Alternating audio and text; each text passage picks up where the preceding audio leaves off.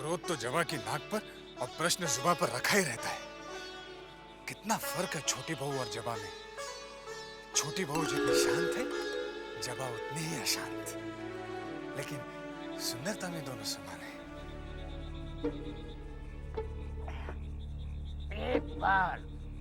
एक बार वो मुझे मिल जाए, फिर सारा हिसाब चुकता कर दूंगा।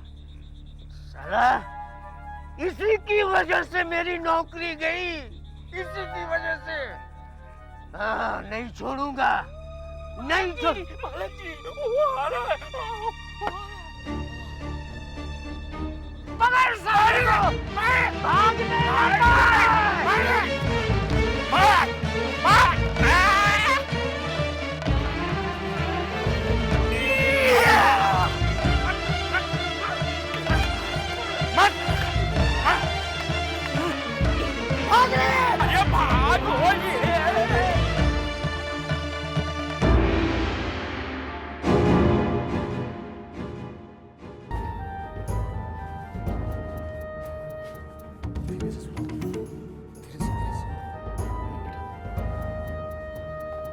तू जा, जल्दी डॉक्टर बाबू को खबर दे। ठीक है, अभी बुला रहा हूँ।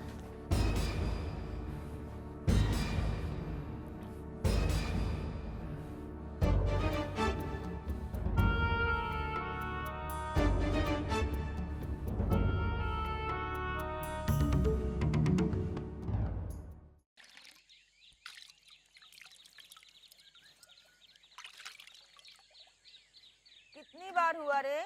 61 बार हो गया बड़ी माँ। चल 3 बार और धुला। 62, 63, 64 हो गई पूरी 64 बार। बड़ी दीदी, आज फिर किससे छू गई? तेरी घोड़ी से। मेरी घोड़ी से? भला आपको अस्तबल में जाने की क्या जरूरत पड़ गई? अरे वो घोड़ी नहीं, वो बेलगाम घोड़ी जो दिन भर हवेली में कुदती फिरती है। तेरी वो सिंधु छू गई मुझे। मेरे सामने ये हंसी मजाक मत किया कर मछली, हर बात पर बत्ती सी चमका देती है।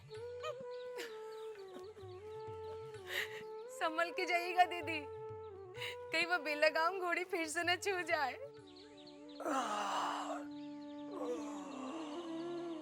अरे आपको होश आ गया? शिवनाथ, शिवनाथ दूध लेके आओ।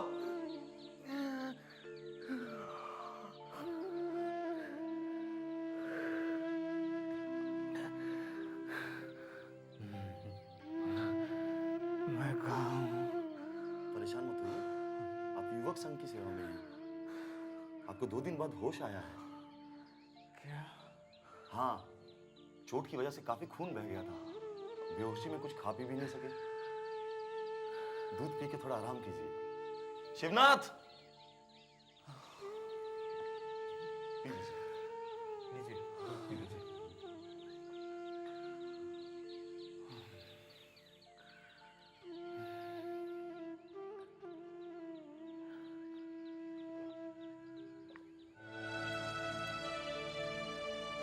पाठक बाबू, भूतनाथ नहीं है?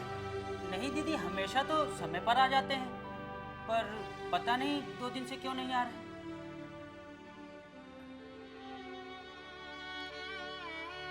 अच्छा, ठीक है।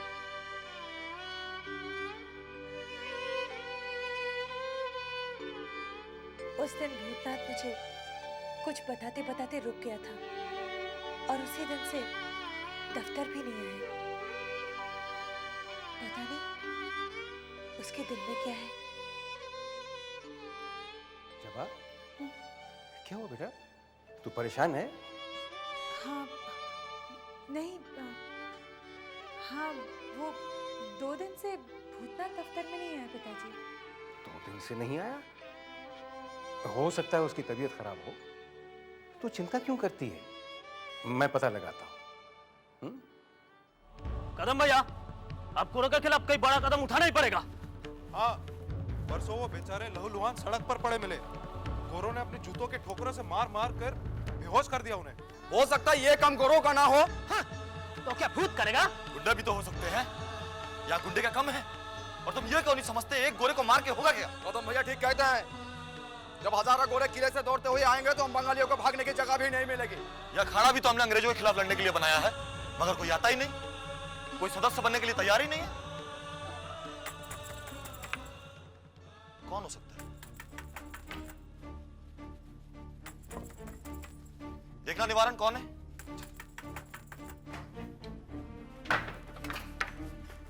बड़े भाई आए हैं। प्रणाम भैया। प्रणाम बड़े भैया। और क्या हो रहा था? कुछ नहीं बड़े भैया, बस गोरों को लेके बात हो रही थी। 2 दिन पहले उन्होंने एक आदमी को मार मार के बेहोश कर दिया। वो तो अच्छा हुआ कि हम लोग सब वक्त पे पहुंचे और उसे यहाँ ले आए। अच्छा, कहाँ है वो? बस आज ही होश आया है, चलिए मिल लेते हैं। चलो चलो।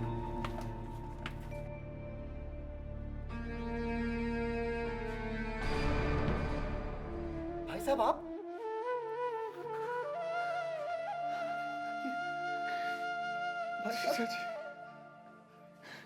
नहीं भाई साहब, आप रोइए मत, रोइए मत, सब ठीक हो जाएगा। ये लोग आपका पूरा ख्याल रखेंगे। आप बिल्कुल सही जगह पे आ गए हैं। ये मेरे साले साहब हैं। ध्यान में आया, मैंने तुमको हवेली में देखा है। नहीं भाई साहब, नहीं, आप घबराइए मत, बिल्कुल चिंता मत करिए, ये लोग आपका पूरा ख्याल रखेंगे। और हाँ, जब तक आप ठीक नहीं हो जाते आप यहाँ से कहीं नहीं जाएंगे। भाई साहब,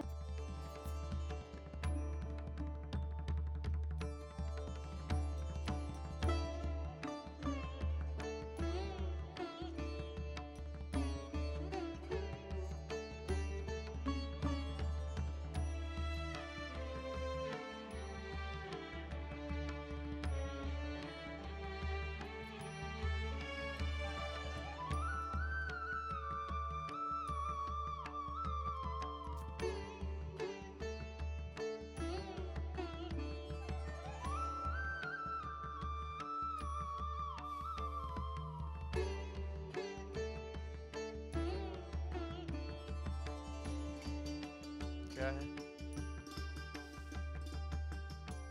कैसी लग रही हो?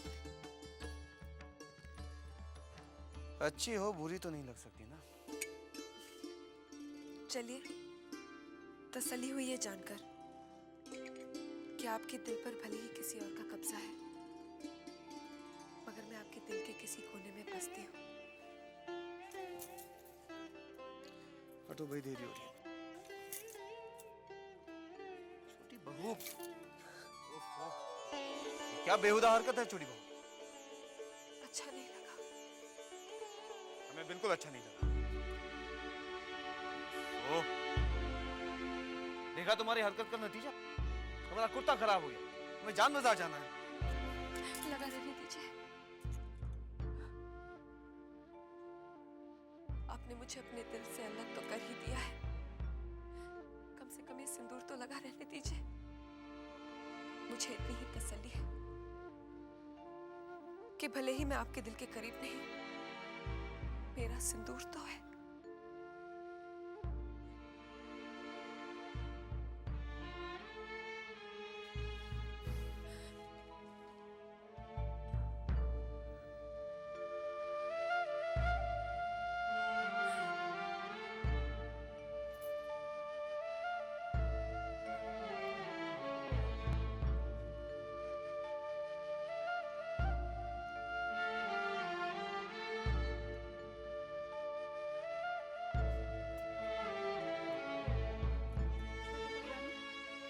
मोहिनी सिंदूर का असर तो हो ही नहीं रहा। मुझे पूरा विश्वास है चिंता, असर आज नहीं तो कल जरूर होगा। सिंदूर आज उनके कुर्ते पे लगा है, देखना कल उनके दिल पर असर करेगा। भगवान करे ऐसा ही हो छोटी बहू रानी।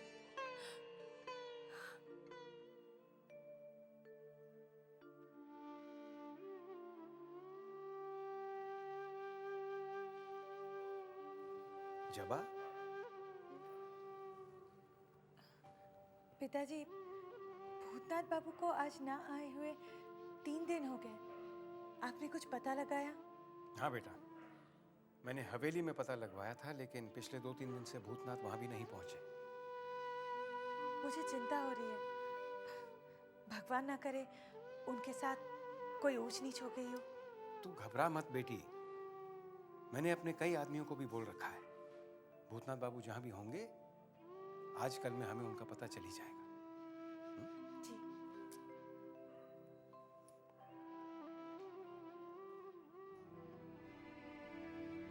कहीं ऐसा तो नहीं मेरी सगाई की खबर सुनकर भूतनाथ का दिल टूट गया हो और वो गांव लौट गया हो? सरकार एक बहुत बुरी खबर लाया हूँ। मजले बाबू मर गए क्या? काश ऐसा हो सकता। जानते हैं आपको नीचा दिखाने के लिए उन्होंने क्या किया है?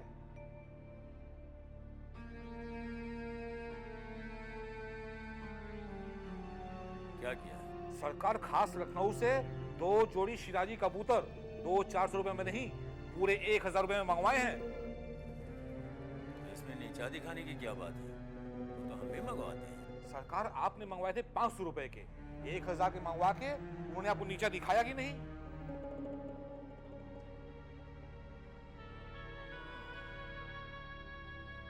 ये तो मैंने सोचा ही नहीं था। तो सोचिए सरकार, सोचिए। वो हर कदम पे हमें नीचा दिखाते चले जा रहे हैं। अब आपको कुछ ऐसा करना है कि नीचा उनको देखना पड़े।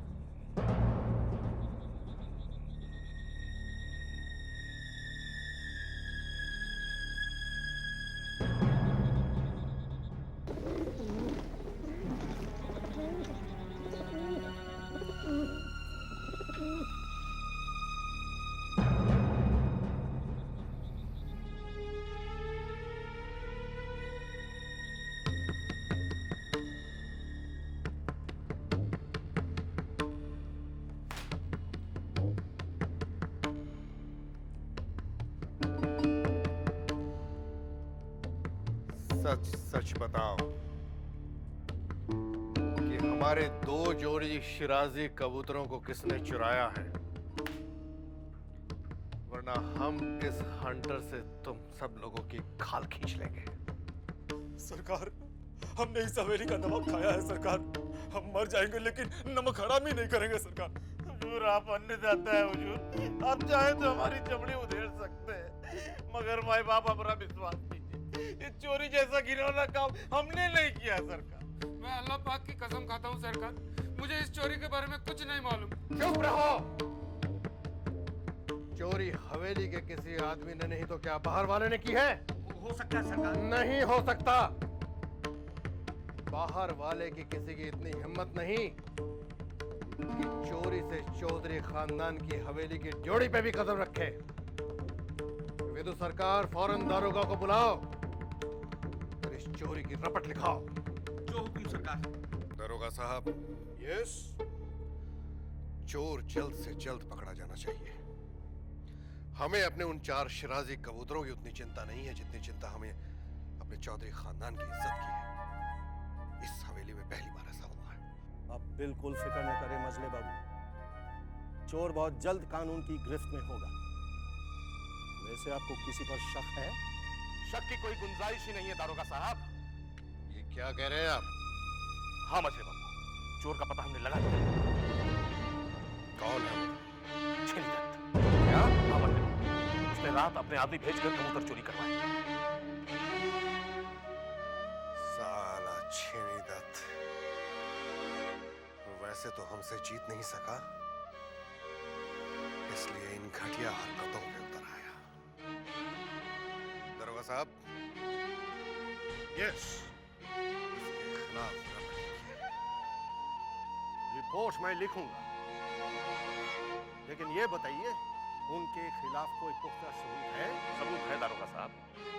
मजले बाबू के वो 4 शिराजी कबूतर जिन्हें छेनी दत्त ने चुरवाकर अपनी रखेल के यहाँ छुपा रखा।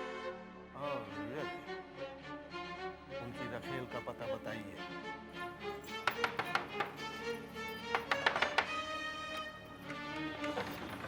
पुलिस? हाँ पुलिस, हमें तुम्हारे घर की तलाशी लेनी है।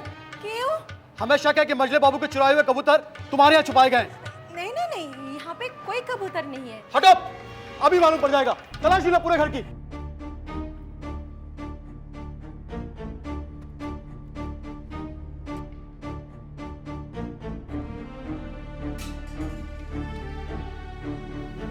हुजूर, कबूतर कहीं नहीं मिली। मैं भी तो यही कह रही थी, यहाँ पे कबूतर नहीं है। चलो।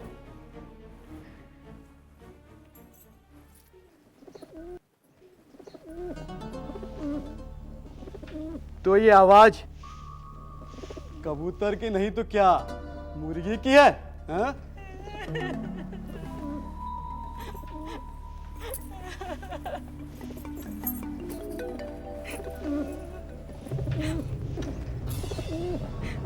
हारमोनियम के बक्से में कबूतर? हाँ? चोरी के जुर्म में तुम्हें लंबी सजा मिलेगी। नहीं हुजूर, मैंने कोई चोरी नहीं किया। तो किसने चोरी की बोल? वो छेनी दत्त ना मुझे उपहार में दिया था। तो चोर है छेनी दत्त।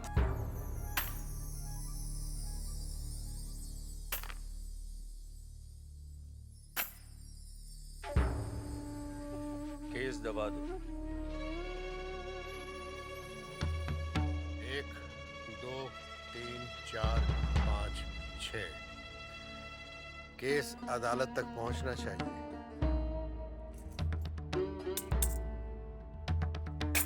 जज साहब, यही वो कबूतर हैं जिन्हें छेनी दत्त ने चुराकर अपनी इस रखेल को बतौर उपहार दिए थे।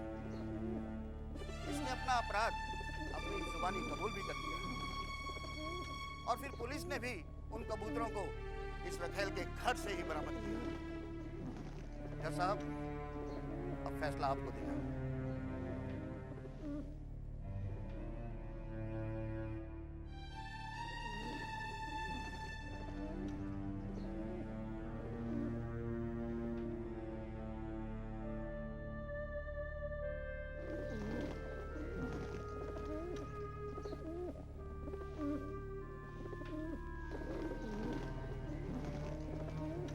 सारे सबूतों और गवाहों को मद्देनजर रखते हुए ये अदालत इस नतीजे पर पहुंची है कि वाकई एक कबूतर छेनी दत्त ने अपने आदमियों से चुरवाए।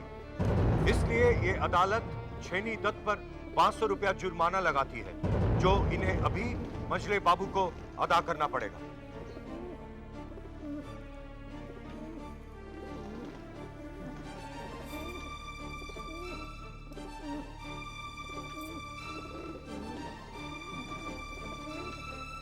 पैसा तो बहुत दूर की बात है, दुश्मन से तो हम हाथ तक नहीं मिलाते। इन रुपयों की औकात हमारे नौकरों के बराबर है। ये तो सरकार। जी सरकार। इन रुपयों को ले लो और हमारी हवेली के नौकरों में बांट दो। जो हुकुम सरकार।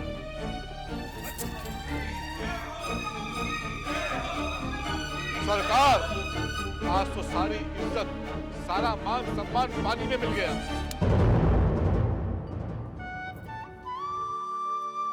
बंसी, जी बहुरानी। ये भूतनाथ कहाँ है?